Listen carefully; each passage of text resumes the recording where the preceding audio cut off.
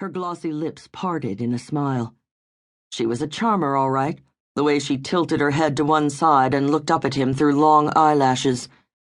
Still, he detected shadows of fatigue under her carefully made-up eyes. Newcomers to the carrier usually suffered seasickness and insomnia from all the noise.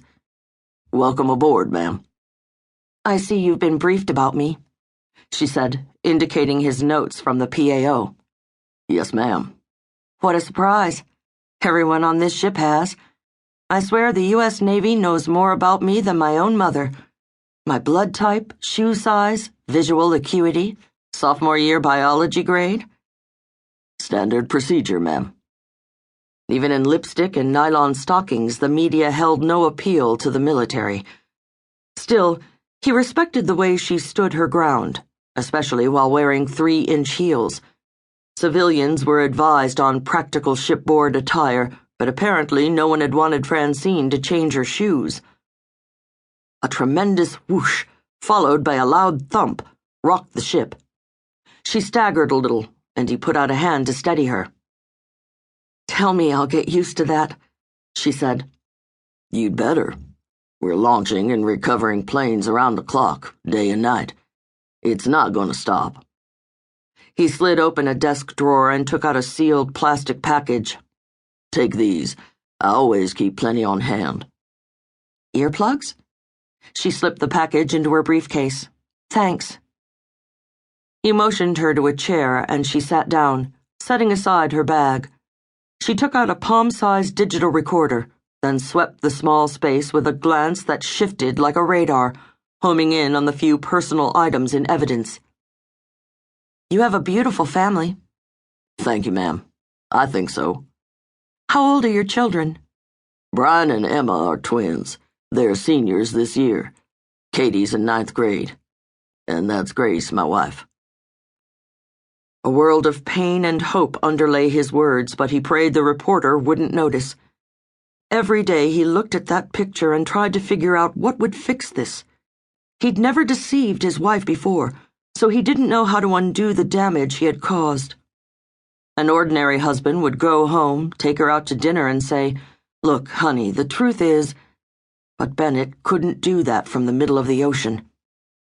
And sometimes he wondered if he even wanted to, damn it. He'd done his best to keep her from being hurt, but she didn't seem to appreciate that. In the photo taken at Mustang Island when they were stationed in Corpus Christi, the 4 of them were laughing into the camera, sunburned faces glowing. "This is a great shot," said Ms. Atwater. "They look like the kind of people nothing bad ever happens to." Interesting observation. He would have agreed with her right up until this deployment. Grace and the kids were part of the all-American family, the kind you saw on minivan commercials or at summer baseball games. What's it like being away from them for months on end? What the hell did she think it was like? A damned fraternity party? "It's rough. I'm sure you'll hear that from a lot of the sailors on board. It's hard seeing your baby's first steps on videotape or getting a picture of a winning soccer goal by email." Steve wished he had prepared himself better for her nosiness.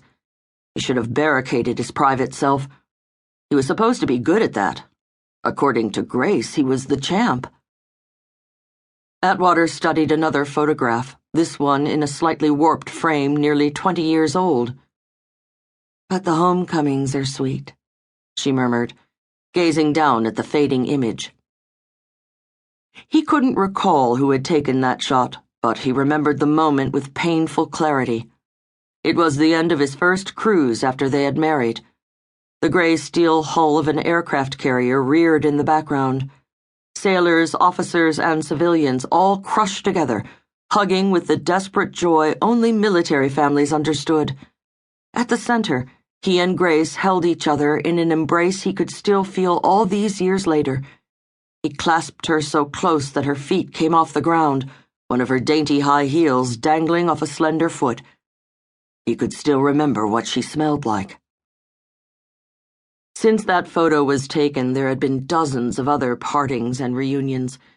He could picture each homecoming in succession. Grace pregnant with the twins.